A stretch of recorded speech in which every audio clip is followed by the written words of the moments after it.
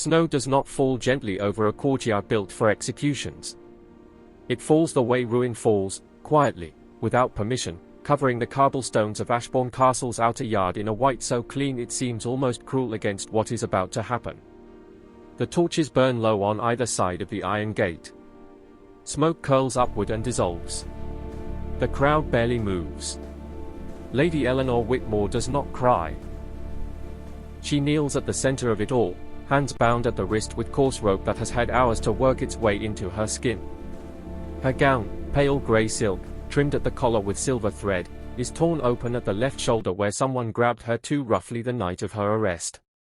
The hem is dark now with slush and yard mud. Her chestnut hair, long and deep as the bark of a winter oak, has come loose from its pins. No one offered to fix it. She did not ask. Around her stand the men and women of standing who had, at various suppers over the past 3 years, raised their glasses in Lord Alastair Vane's direction and called him a fine and upright nobleman. They had come bundled in wool coats and fur-trimmed cloaks, their breath rising in white clouds, their faces wearing the careful expression of people who have decided that watching justice is the same as understanding it. Not one of them has spoken to her this morning. Not one of them asked if she was cold. At the far end of the courtyard, descending the frostbitten stone steps from the upper hall, comes Duke Edmund Harrington. He is not a man who performs authority. He does not require an audience for it. His black wool coat sits straight across his broad shoulders, silver insignia at the collar catching what little winter light remains. His jaw is set beneath a face that has weathered too many courtrooms and too many verdicts to betray itself with expression. He is 37 years old. He has carried out the law's final word before. He does not enjoy it. He does not avoid it either. He signed Eleanor Whitmore's execution order at 6 o'clock that morning, while the fire in his study was still finding its warmth. He read the record. Locked room. 1 body. 1 surviving occupant. The law had moved quickly, as it often does when the dead man is wealthy and the surviving woman is not powerful enough to slow it. Edmund had not questioned it. He rarely questioned the mechanics of a verdict already sealed by 3 magistrates and a royal confirmation. But now, descending into the courtyard, blade carried at his side, he watches the woman kneeling in the snow. She does not flinch at his footsteps. She does not turn her head. She breathes with the kind of steadiness that does not come from courage in the ordinary sense. It comes from something else entirely, the particular calm of a person who has already spent years surviving something worse than what is coming.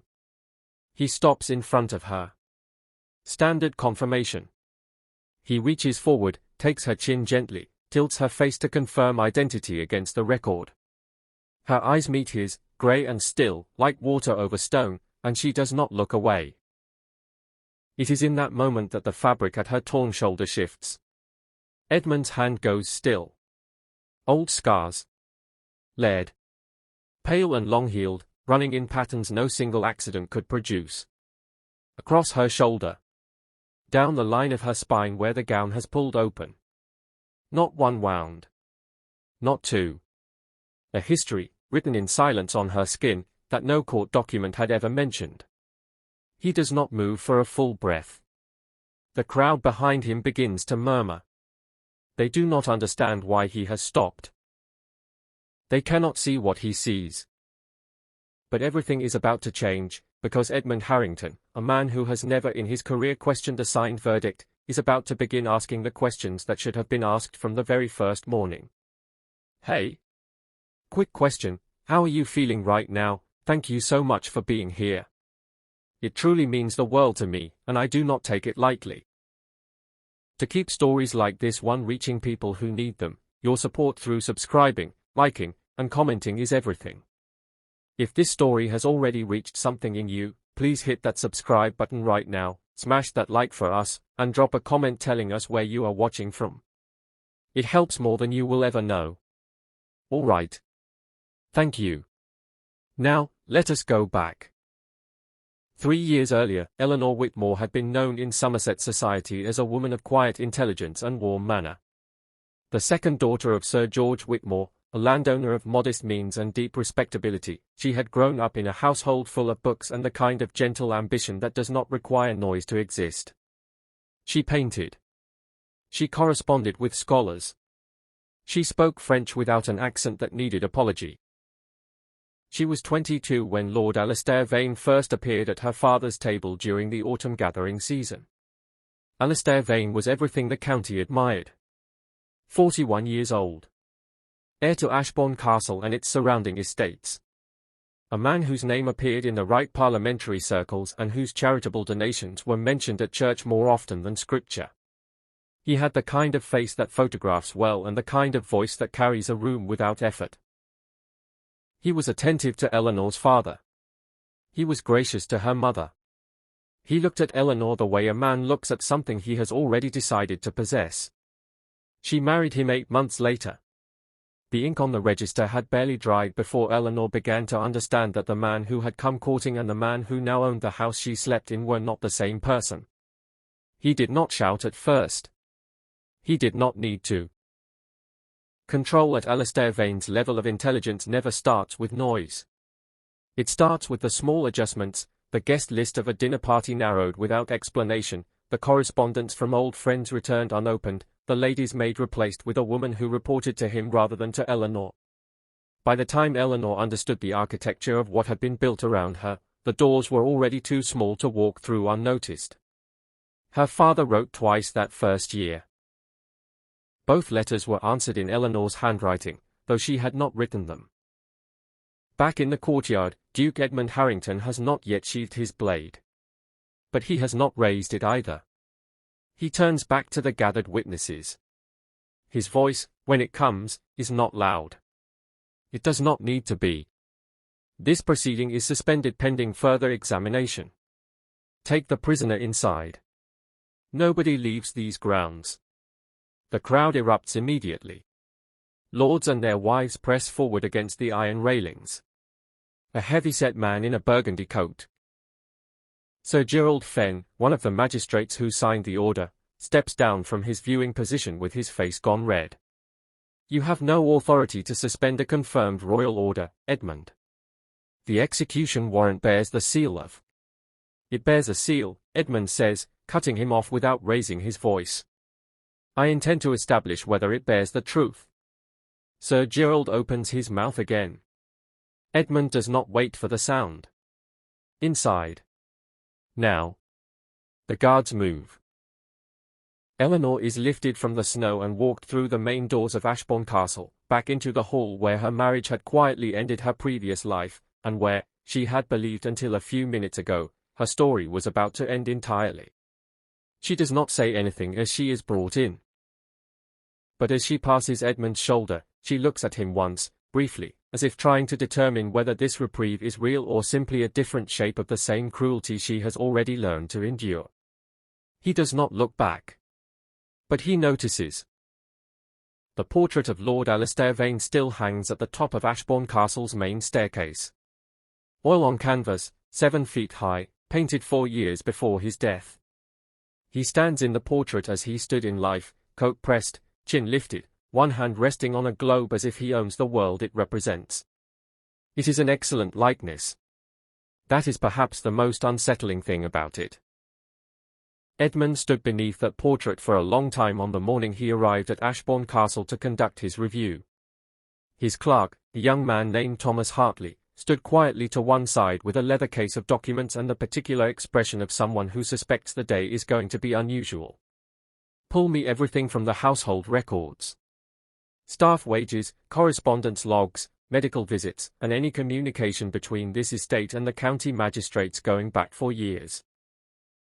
All of it? Thomas asked. Every page. What Edmund did not yet know, standing under that portrait, was that the household records at Ashbourne Castle had already been visited twice since Lord Vane's death, not by constables conducting an investigation, but by Sir Gerald Fenn's personal secretary, a thin and careful man named Gideon Marsh, who had spent both visits making certain that specific documents were no longer where they had been filed. What Gideon Marsh had not accounted for was a woman named Agnes Peel. Agnes had been Eleanor's lady's maid for 2 years before she was quietly dismissed, replaced by Alistair's preferred choice, a woman named Mrs. Dorcas Holt, who kept accounts of Eleanor's movements and moods.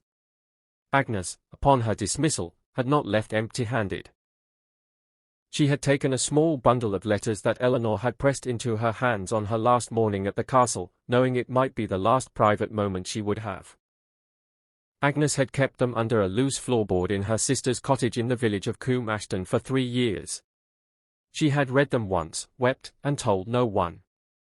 Until Edmund Harrington's investigative inquiry sent riders to every village within 12 miles of Ashbourne asking for anyone who had knowledge of the household's private affairs. Agnes Peel came in on a Wednesday morning, wearing her best wool dress and the expression of a woman who has carried something too heavy for too long and has finally found someone worth handing it to. Inside the castle, Eleanor had been placed in the east sitting room rather than returned to the cell below the east wing where she had spent the previous 6 nights. A fire had been lit. A tray of bread and broth was set on the table beside her, though no one had specifically ordered it. Edmund noticed this detail when he entered the room and decided it was a good sign about the staff remaining in the house. He sat across from her. He did not place his sword on the table. He set it behind him against the wall and poured 2 cups from the pot of tea that Thomas had organized without being asked. Eleanor looked at the tea and then back at him with the careful expression of someone who has been offered kindness as a manipulation so often that they no longer respond to it immediately. "You may drink it," Edmund said. "It is simply tea." "I know what tea looks like," she replied. Her voice was low and even and carried the ghost of a Somerset accent beneath an education that had spent years smoothing it. "Then you know what a question sounds like as well. I need to ask you some." "You suspended my execution to ask me questions." There was no sarcasm in it. It was a genuine inquiry, delivered as one might ask whether the road north was passable in winter. "I suspended it because I saw something on your back that was not mentioned in a single page of a 6-month investigation. I find that interesting. I intend to understand why." Eleanor set her hands flat on the table and looked at them for a moment. Then she looked up.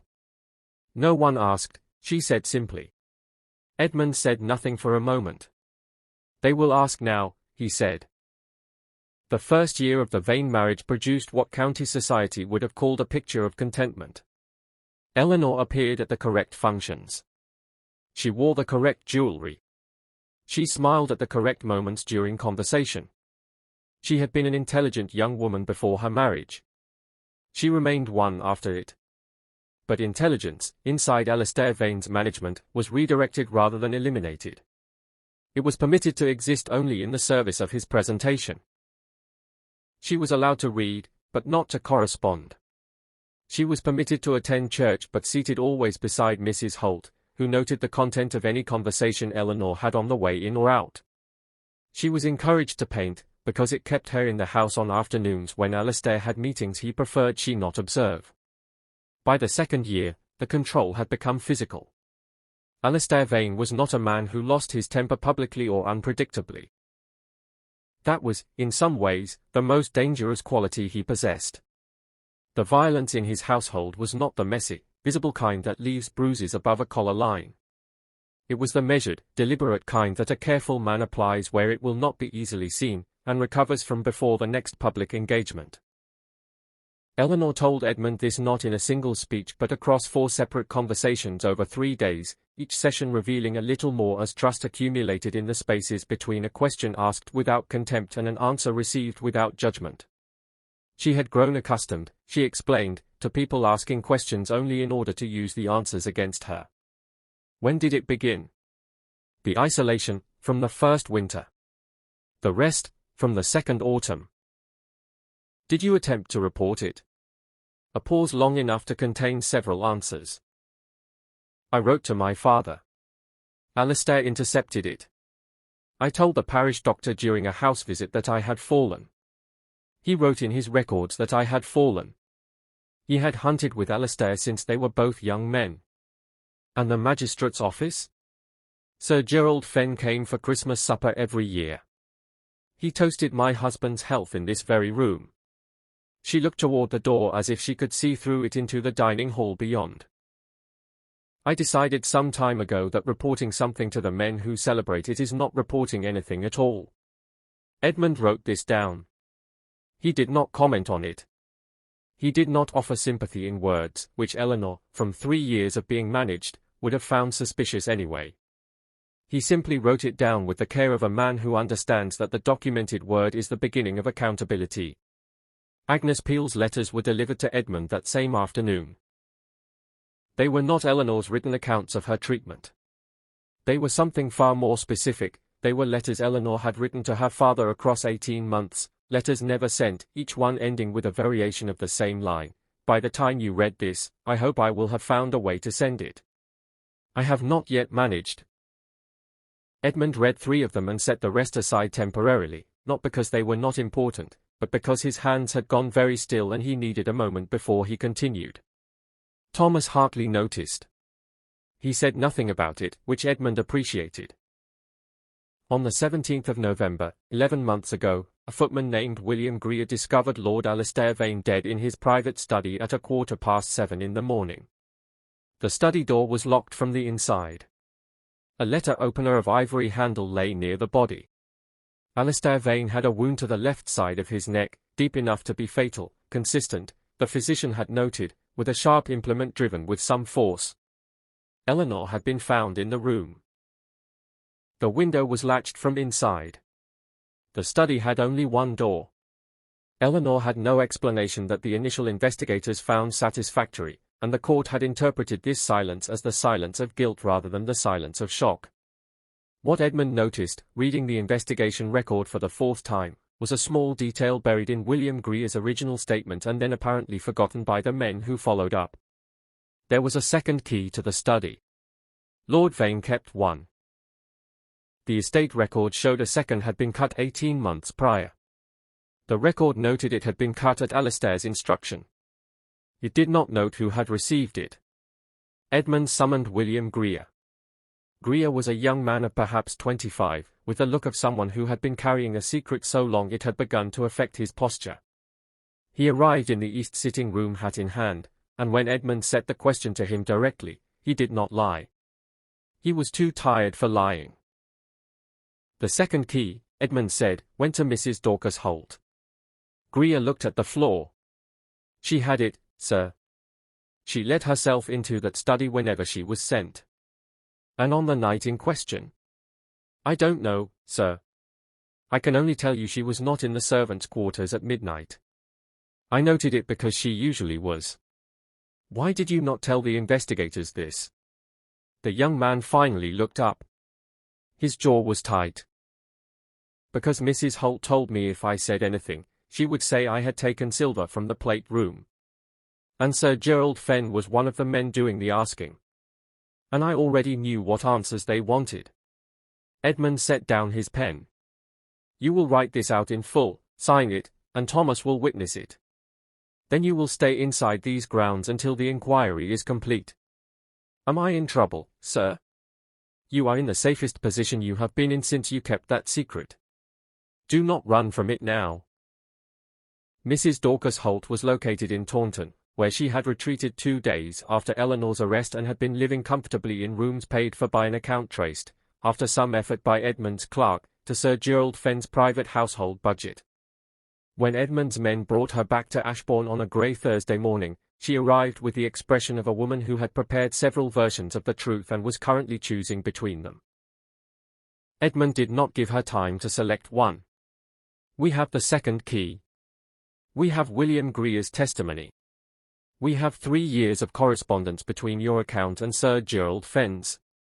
What I would like from you now is whether you intend to tell me what happened in that study, or whether I should simply allow the record to speak for itself. Mrs. Holt sat very still for a long moment. Then she placed her hands on her knees and told him everything.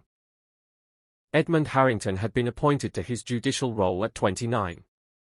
He had grown up watching his own father, a county judge of the old school, conduct his cases with the rigorous impartiality of a man who believed the law was a cathedral, something you entered with your personal feelings removed at the door.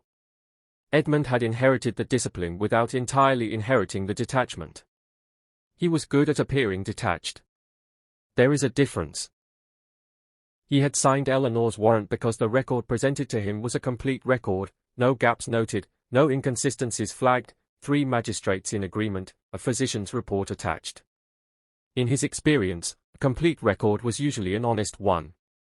He now understood that a complete record can also be a constructed one. On the evening of the 3rd day at Ashbourne, after Thomas had retired and the fire in the east sitting room had burned down to orange coals, Edmund sat alone with the full assembled evidence and did something he rarely permitted himself. He felt angry. Not the showy kind of anger that announces itself in rooms. The quiet kind that sets its jaw and decides what it is going to do. Eleanor was brought to the sitting room at his request an hour later. She had been given a proper room to sleep in since the 2nd day, and she arrived wearing a borrowed grey wool dress and looking less like a woman awaiting execution and more, though only slightly, like herself. She looked at the spread of papers on the table between them. "You have been through all of it," she said. "Not a question." "Most of it." "I have one more question." "You have many more questions." "But I will answer the one." Edmund almost smiled at that. Almost. "On the night he died, what did he say to you before it happened?" Eleanor looked at the fire. She was quiet for long enough that Edmund thought she might not answer. "He told me he had arranged to send me away. Not to my father's house. To a private institution in Dorset, of the kind used for women whose husbands find them inconvenient. He had had the papers signed for a month. He showed them to me." Edmund said nothing. "He was going to lock me away using a physician's certificate signed by the same doctor who wrote, 'Patient fell, for 3 years.' He thought it was very clever." A pause. "It was very clever. And then?" "And then he came at me." She turned from the fire and looked at Edmund directly. "I used what was on his desk. I did not plan it. There was no plan. There was only the wall behind me and the table beside me and 26 months of what he had done, and I chose not to die quietly." The room held the silence of something important being acknowledged. "I see," Edmund said. "Do you?" she asked. Not bitterly. Genuinely. "More than I did 3 weeks ago," he said. Eleanor looked at him for a moment, then looked back at the fire. It was not forgiveness and it was not trust, but it was the beginning of something that might, in time, grow into both. Agnes Peel sat before Edmund the following morning with her hands folded in her lap and her eyes steady. She was a woman in her early 30s with a practical face and the posture of someone who has spent their working life being useful in rooms where they were meant to be invisible. She was done being invisible. She confirmed the letters. She confirmed what she had witnessed during her 2 years in the Vane household. The careful mechanisms of control, the replaced correspondence, the physician's visits that ended with entries that matched what Alastair Vane had told the physician to write. She described the bruises she had dressed on Eleanor's back and arms. She described asking Eleanor what she should do and Eleanor telling her, quietly and without drama, that there was nothing to be done, because the people with the power to do something were the people invited to supper. "Did you believe her?" Edmund asked. "I believed she had tried," Agnes said. "I believed she had tried in the only ways available to her and found every door locked from the outside." The second witness was the parish doctor, a man named Dr. Halford Price, who arrived in Edmund's presence with the particular complexion of a man who knows he has done a wrong thing and has been almost relieved to finally be asked to account for it. He was not a cruel man. He was a weak one, which is a different kind of danger. He confirmed that he had treated Eleanor Whitmore on 7 occasions across 2 years for injuries consistent with being struck by a person. He confirmed that on each occasion he had written in his records what Lord Vane had told him to write. He had been told, the first time, that a scandal would destroy the doctor's practice and his family's standing. He had been told this once, clearly, by Alastair Vane, and had never been told it again, because it had never needed repeating. "I told myself she never corrected the record," Dr. Price said, with the tone of a man who is done pretending this was adequate. "She did not correct it," Edmund said, because she had already established that the record was not there to protect her. Dr. Price did not respond to this. He did not need to. By the 6th day of the inquiry, Edmund had 17 signed witness statements, the unsent letters retrieved by Agnes, the second key confirmed as belonging to Mrs. Holt, and a documented financial relationship between Sir Gerald Fenn and the Vane estate that predated Eleanor's arrest and explained a great deal about the pace of the original conviction. He also had a medical examination conducted by a physician of his own appointment. A doctor named Bartholomew Wren from Bath, who had no prior connection to any of the involved parties, confirming that Eleanor's scars were consistent with sustained, repeated physical trauma over a period of years. Thomas Hartley, assembling the file for the Royal Inquiry, looked at the completed stack of evidence and then at his employer.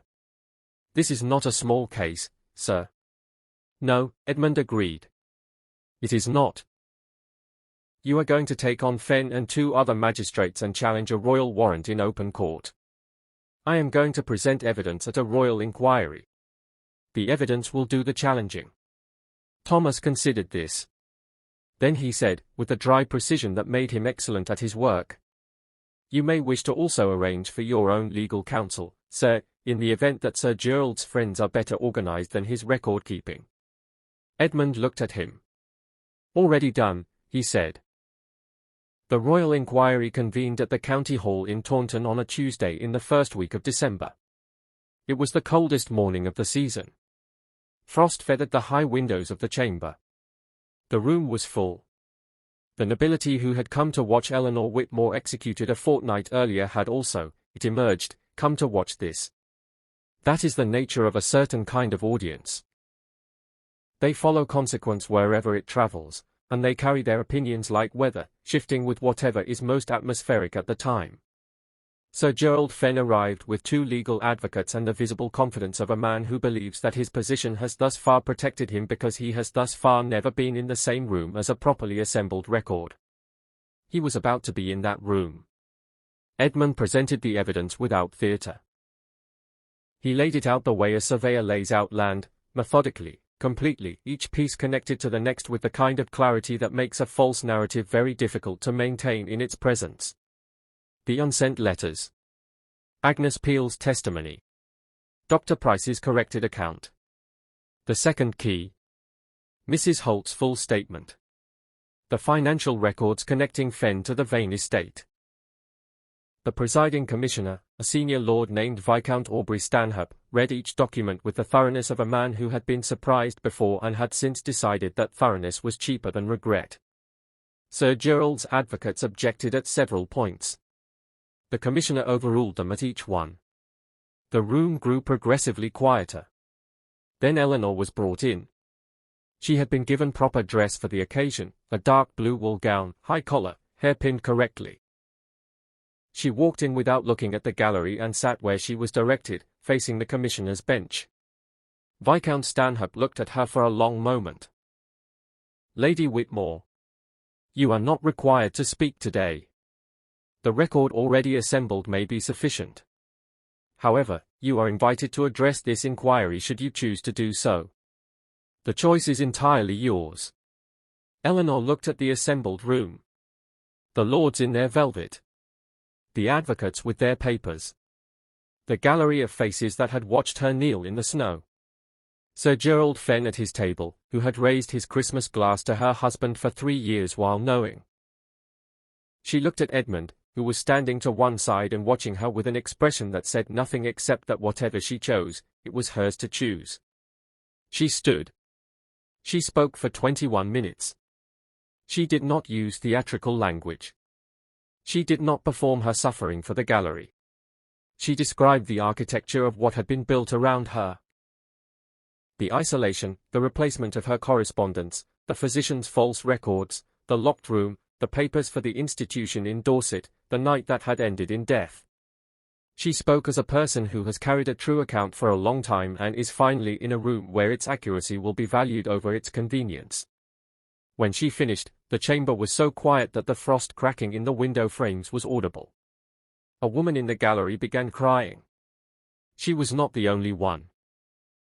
Even 3 of Sir Gerald Fenn's allies, who had come expecting to support a colleague, were now examining the table in front of them with expressions of men who are renegotiating their own memories. The medical testimony from Dr. Bartholomew Wren took 20 minutes and removed the last possible structural support from the original verdict. His confirmation that Eleanor's physical injuries were the result of sustained abuse over a period of 2 to 3 years was entered into the permanent record. The injury pattern, he noted with clinical precision, was inconsistent with a single event and consistent with a history he had seen before in his career when he had been called to workhouses and the quieter households of powerful men. No one in the chamber asked him to clarify. Viscount Stanhope set down the last document in the file and looked at Sir Gerald Fenn. "Sir Gerald, you signed the execution order for a woman whose case you had a documented financial interest in resolving quickly. You did not disclose this interest. You suppressed witness testimony from the initial investigation. You employed Mrs. Dorcas Holt from this estate and funded her relocation following the arrest. You will address the inquiry on these points." Sir Gerald's senior advocate leaned to whisper something. Sir Gerald shook the hand off his arm. "I acted within the law as I understood it." "You acted within the law as you shaped it," Stanhope said. "Those are not the same thing. You have until tomorrow morning to provide your full account in writing. Should it prove unsatisfactory, formal charges will be referred." He turned to the room. "This inquiry finds the original verdict of Lady Eleanor Whitmore to be procedurally compromised and factually unsupported. The execution order is formally revoked. Lady Whitmore is to be released immediately, her title and estate rights restored pending a full settlement review, and the original record corrected." The gallery erupted. It was not the unified sound of approval, it was the complicated sound of a large group of people realizing at the same moment that the story they had accepted was not the story that had been true. Eleanor stood very still through all of it. Edmund, watching from his position to one side, saw her face at the exact moment the verdict was read. He saw the breath that left her. Not dramatic, not loud, just the deep exhale of a body that has held tension for so long it has forgotten how to release it. He looked away before she could see him watching. He had spent enough of the past 2 weeks in her presence to know that she would not want her first moment of freedom to be observed by anyone at all. Some things are too personal even for witnesses. Sir Gerald Fenn was escorted from the chamber by 2 of Stanhope's men. He left the way powerful men leave when the scaffold reverses, with the walk of someone who is calculating what is still salvageable and finding the inventory shorter than he expected. His 2 advocates followed at a distance, as advocates do when the fees stop being worth the proximity. Mrs. Dorcas Holt, who had been held in the county constable's offices since her return, was formally charged before the week's end with obstruction of justice and accessory conduct. She would spend the following year in a county house of correction, which was not the comfortable retirement she had been expecting. Dr. Price voluntarily presented his corrected records to the county medical board and submitted himself for professional review. It cost him 6 months of his practice. He bore it, and that small act of late accountability was noted in the record. Not as redemption, simply as noted. William Greer was given a written commendation from the inquiry for his eventual testimony and offered a position in Edmund's household if he chose it, which he did, and which he kept faithfully for 11 years. The weeks following the inquiry moved at a different pace from everything that had preceded them, slower, quieter, like the countryside after a long storm has finally passed and the trees are still but recovering. Eleanor returned to Ashbourne Castle with legal authority over the estate restored to her. It was a strange thing, walking back through the same doors where she had knelt in the courtyard snow and found the world prepared to end her story. The portrait of Alastair Vane still hung at the top of the staircase. She had it taken down on the 3rd day. She did not order it destroyed. She simply had it stored, face inward, in the furthest storage room in the eastern wing. There was something measured about that decision that those who knew her found very Eleanor, not dramatic erasure, but a quiet removal from sight. Agnes Peel came back as well. Not as a maid. Eleanor hired her as a household steward, which caused a small murmur of class-minded commentary from the county families, which Eleanor met with the expression of a woman who has already survived worse opinions than theirs and is not particularly affected. Edmund returned to his own estate, a house called Renwick Park some 14 miles north of Ashbourne. He threw himself into the formal petition for judicial reform that the inquiry had made not only possible but in some quarters urgent. The case had exposed not one corrupt magistrate but a systemic arrangement in which men of property adjudicated cases involving men of property, with the outcomes pre-shaped by proximity and mutual interest. Edmund was not by nature a crusader, but he was by nature a thorough man, and thoroughness applied to injustice tends to produce the same result. He rode to Ashbourne twice in the month of December on business related to the inquiry's follow-up documentation. Both times, the meetings ran longer than necessary. Both times, this was noticed by Thomas Hartley with the quiet satisfaction of a clerk who has observed his employer carefully and drawn accurate conclusions. On the second visit, in the last week of December, Edmund arrived to find Eleanor in the library with papers spread across the central table, her reading glasses on, a cup of tea going cold beside her. She was drafting correspondence to a solicitor in Bath about the legal structure of what she had begun calling, in her notes, a foundation for women without recourse. She looked up when he came in. She did not remove the glasses. He found this unexpectedly charming and decided not to mention it. "You are working," he observed. "I was waiting for you to arrive and pretending to work," she said. "They are similar activities." Edmund set his bag down on the chair beside the table and Saturday. "The Inquiry Commissioner has asked whether you would be willing to give a prepared account for the Reform Committee in London in the spring." "I know. He wrote to me directly. I intend to go. It will be uncomfortable. There will be men in that room who knew your husband and still consider the matter improperly resolved. There were men in the courtyard who watched me kneel in the snow," she said, "and went home to supper afterward. I am not particularly afraid of an uncomfortable committee room."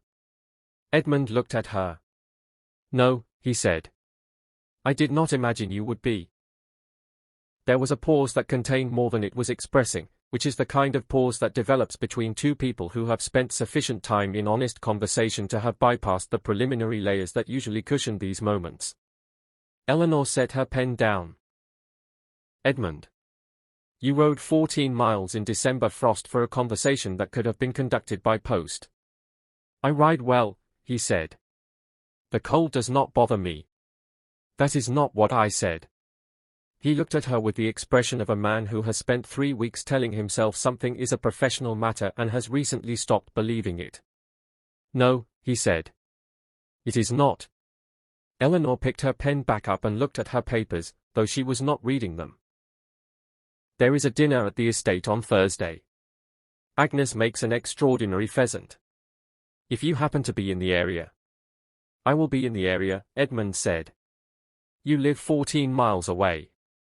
"I ride well," he said again, and this time Eleanor laughed, a real laugh, not managed or measured, the kind she had put away a very long time ago and had apparently not entirely forgotten the location of. Edmund looked at the sound of it the way a man looks at something he has not encountered in a long time and has been, without fully admitting it, searching for. Thursday came. The pheasant was excellent. Edmund stayed until the fire had burned low and the conversation had moved through judicial reform and Somerset weather and what Eleanor was reading and what she remembered of France from a visit at 16 and whether Edmund had ever been north of York. He had, once, on a case involving a disputed inheritance and the worst January weather on record, and it was late enough by the end that Agnes had long since retired and the house was quiet except for the settling of old wood and the sound of winter outside the windows. Edmund stood to leave. Eleanor walked him to the door in the way of the house rather than the formal way, through the back hall rather than the main, and they stood in the doorway with the cold outside and the lamp glow behind them. "This case changed something," Eleanor said. "For me. I want you to know that. Not simply the legal outcome, something else. The fact of it. That someone looked and then actually looked closer. She was not being effusive. She was being accurate, which was more characteristic." Edmund stood with his coat half on and looked at her. "I looked because something was wrong," he said. "I should have looked harder sooner. The system I participated in let you kneel in the snow for 6 months. I will carry that." "I know you will," she said. "I am not asking you not to. I am simply saying that you looked. In a world where a great many people found it convenient not to, you looked. He reached out and, with the particular deliberateness of a man who does nothing carelessly, tucked a loose strand of her chestnut hair back behind her ear. Eleanor went very still in the way of someone receiving something they had not fully expected to want. Thursday next, he said quietly. Thursday next, she agreed. He walked out into the winter dark. She stood in the lit doorway and watched him go. It was the first time in years she had watched something leave and felt only anticipation for its return. Spring came to Somerset the way it always does, arguing with winter for the first fortnight before winning quietly one morning when no one is looking. The hills above Coombe Ashton went green. The river ran high and clear. Ashbourne Castle, which had spent the previous year being associated in the county mind with death and scandal, began to be associated with something else. The foundation opened in April. Eleanor had named it the Whitmore House. Not for vanity, but because the name was now a public record of the fact that a woman by that name had survived, had spoken, and had refused to let her story be the end of the conversation. The foundation provided legal assistance, temporary residence, and correspondence services for women in the county whose situations precluded their being able to navigate the formal systems on their own. Agnes Peel managed the intake process with the precision of a woman who had spent years learning exactly what was needed and exactly what had been unavailable. The demand on the Foundation's resources in the first 6 months was, as Edmund had quietly predicted and not shared with Eleanor because he had not wanted to discourage the endeavour before it began, very considerable. He had, instead, arranged a quiet endowment from a legal reform trust he administered, which Eleanor discovered in the 3rd month when reviewing the accounts. She rode to Renwick Park the same afternoon to address it. You funded my foundation without telling me. I contributed to a legal reform initiative that operates from Ashbourne Castle, he said. The distinction matters procedurally. Edmund. Eleanor. She stood in his study with her riding coat still on and her colour high from the gallop and looked at him with the expression of a woman who is trying very hard to be annoyed and finding it unexpectedly difficult. Thank you, she said. You are welcome, he said. It was not the most dramatic exchange in the history of romance. It was, in its precise and particular way, entirely them. He stood. He came around the desk. He was close enough that the distance between them had become intentional, which they both understood. There is a matter, he said, that I have been considering raising with you for approximately 2 months. Only 2 months, she said. Thomas told me 3. Edmund looked toward the door as if he could look through it at his clerk in the outer office. I will have a word with Thomas. Don't. He is the only one in either of our households with appropriate urgency. She looked up at him. Say it, Edmund. He said it. Not the formal words, those came later, with the proper setting and the ring that had been his grandmother's, a simple gold band set with a single pale sapphire that matched, as it happened, the grey-blue of Eleanor's eyes. But the essential meaning of it was expressed, in that study in early spring, in plain language without elaborate preamble. Eleanor listened. She was quiet for a moment. You understand, she said carefully, that I will not be a quiet wife. I know. I find I prefer it. I will continue the foundation. I intend to speak in London. I intend to be inconvenient to several institutions that deserve the inconvenience. I am aware. I have read your correspondence. All of it, with your permission, has been very direct. A pause. I intend to assist you. Eleanor looked at him for a long moment. Then she stepped forward, took his face in both hands the way she had seen nobody do anything in a very long time with such clear intention, and kissed him. It was not a timid kiss. Eleanor Whitmore had spent years being careful, measured, and contained by design. She was done with cautious. Edmund Harrington, a man who had spent his career maintaining control of every room he entered, found with some surprise that he did not, in this particular instance, wish to maintain anything at all. When they separated, they were both quiet for a moment in the way of people who have just confirmed something important. Thursday next, she said. Thursday next and all the Thursdays after that, he said.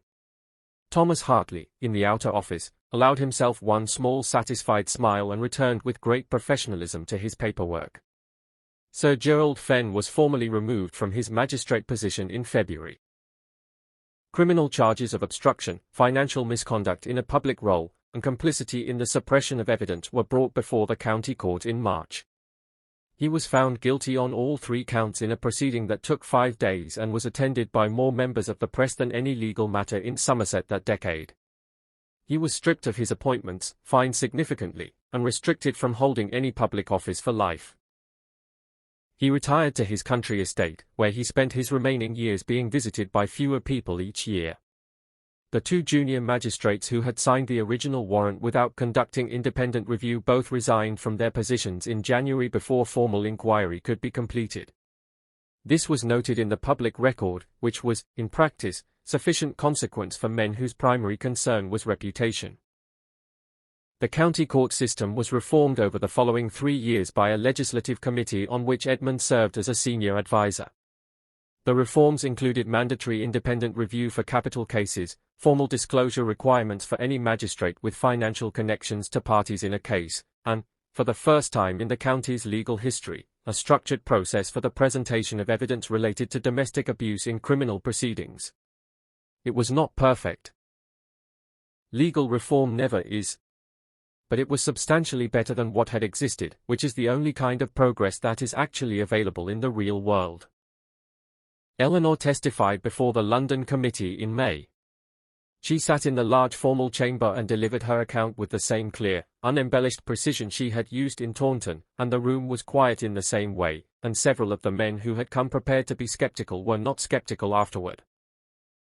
Edmund sat in the gallery and watched her and thought, not for the first time, that whatever instinct had made him stop in that courtyard and look closer was the only genuinely excellent decision he had made in a professional life full of competent ones.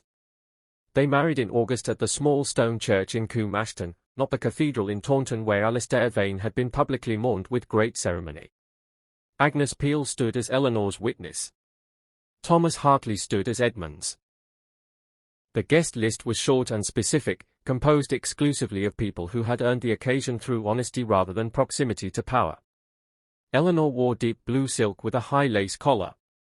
She wore no jewellery from the Vane estate. She had, instead, her mother's pearl earrings, which her father, who sat in the front pew looking as though he had wept twice in the previous hour and intended to do so again, had pressed into her hand the morning before.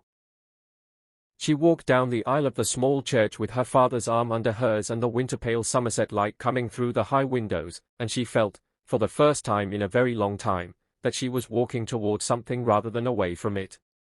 Edmund stood at the front of the church and watched her come toward him, and his expression, controlled, careful Edmund Harrington, the man who had spent 17 years keeping his face professionally neutral in difficult rooms, was not neutral at all. It was very, very simply happy. The ceremony was short and genuine and attended by one small incident that nobody who was present ever fully forgot. Agnes Peel, standing to Eleanor's left during the vows, produced a handkerchief, used it efficiently, folded it back to a clean corner, and then, apparently unprepared for how moving the occasion was, had to use it again almost immediately, at which point Thomas Hartley, standing to Edmund's right, wordlessly produced a second handkerchief from his breast pocket and passed it across without comment, which caused the rector to pause briefly and the assembled guests to laugh softly, and Eleanor and Edmund, turning toward each other for the moment the law required and the heart preferred, were both smiling when they did. It was not a grand wedding. It was a true one. And truth, as Eleanor Whitmore had learned at considerable cost and had now decided to spend her life demonstrating, outlasts everything else. Hey, before we get to the close of this story, one quick question. How are you feeling right now? If this story has moved you, if it has made you feel something, anger, hope, relief, love, that is exactly what it was written to do. Please share it. Hit that subscribe button. Drop a like and leave a comment telling us where you are watching from. I would genuinely love to say hello to you and to know how far our story has reached. Your support is what keeps stories like this one going. Thank you. Truly. Now, let's close this out. Eleanor Whitmore did not become a symbol. Symbols are two-dimensional, and she was a fully formed person with opinions about parliamentary procedure, strong preferences about the quality of morning tea, and an occasional habit of correcting Edmund's legal citations at dinner in front of company, which he found irritating and endearing in roughly equal proportion, and which Thomas Hartley considered one of the better entertainments of his working life. But the story she had lived and survived, and then told clearly in a room full of people who needed to hear it, did become something. It became part of the argument, part of the evidence, part of the slow, essential accumulation of documented truth that eventually moves the law. Years later, when the county courts displayed the reform document on the wall of the main chamber, a solicitor's apprentice would look at the list of names associated with the legislative effort and see, in the third position, Eleanor Harrington, née Whitmore, Whitmore Foundation. He would ask a colleague who that was. His colleague, an older woman with the air of someone who had seen enough history to recognize the good parts when they occurred, would say, someone who did not stay quiet. Which is why we are standing in a better room than we were. That is the kind of ending that does not feel like an ending at all. It feels like something that is still going. What this story asks us to carry forward. 1. Silence is not the same as absence of suffering. Eleanor did not cry at her execution. She did not perform her pain for an audience. This is one of the most important things this story teaches. Silence from a victim is not evidence that nothing happened. It is often evidence that every door has already been tried and found locked. Do not mistake a quiet person for an unharmed one. 2. Reputation can be a weapon. Lord Alistair Vane was publicly admired and privately dangerous. This is not unusual. Abusers who operate within powerful social circles understand that their reputation is their greatest protection. When we reflexively defend a person because of their public image, we participate in the architecture of their protection. Scrutinize carefully. Reputation is not character. 3. Institutions are only as honest as the people within them. The law did not fail Eleanor Whitmore. The people responsible for applying it did. Sir Gerald Fenn was not a broken system. He was a man who chose, repeatedly and deliberately, to prioritize his own interests over justice. The lesson here is that institutions require people of integrity inside them, and those who allow corruption to operate in silence are as responsible for its outcomes as those who commit it directly. 4. One person asking the right question can change everything. Edmund Harrington was not a revolutionary. He was a person who looked, who found something that did not match, and who asked why. The difference between an unjust outcome and a just one was a single moment of a single person refusing to proceed past an inconsistency. We all have the capacity to be that person. 5. Recovery is not linear and it does not require forgetting. Eleanor did not pretend the years of her marriage had not happened. She carried them, in her work, in her caution, in the deliberate way she began to trust. Recovery from sustained harm is not an erasure. It is a reconstruction. And the most honest and durable kind of healing happens not despite full acknowledgement of what occurred, but through it. 6. Love that is earned through honesty is worth the time it takes. Edmund and Eleanor did not fall into romance in the easy way of stories that require the audience to simply accept the emotional shorthand of attraction. Their connection was built in the space of honest exchange, of questions asked without judgment and answers given without performance. The intimacy between them grew from the same place that genuine love always grows from being truly seen.